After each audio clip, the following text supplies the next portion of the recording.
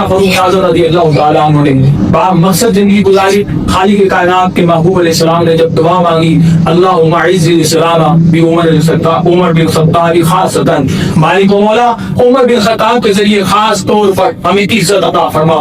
آپ نے آج دعا کی، کل صبح سیدنا فاروق اعظم ایمان لا کر مسلمان ہو چکے تھے.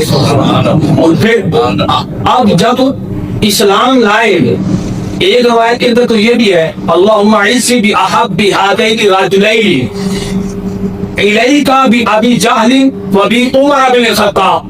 مالک و مولا ان دو بندوں میں سے ابو جہل یا عمر بن الخطاب نے جو تجھے زیادہ محبوب ہے اس کے ذریعے اسلام کو عزت عطا فرما.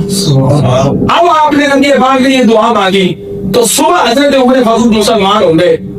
تو پتا چلا حضرت عمر فاروق وہ ہے کہ جو رب کو بھی محبوب ہے. اللہ کے محبوب ہونے کی وجہ سے آپ ایمان لے آئے، اور جب ایمان لائے تو دوسرا مشن تھا آپ کا عزت عطا کرنا، اسلام کو عزت عطا کرنا.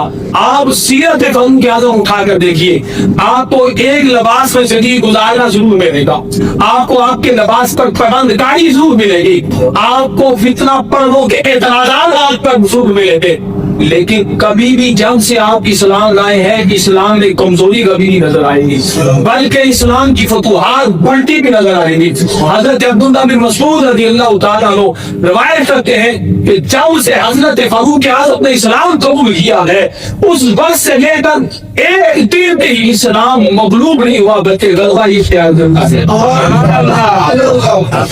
اللہ تعالیٰ ہمیں صحیح فاروق اعظم رضی اللہ تعالیٰ عنہ کی سیرت پر عمل کرنے کی توفیق عطا فرمائے.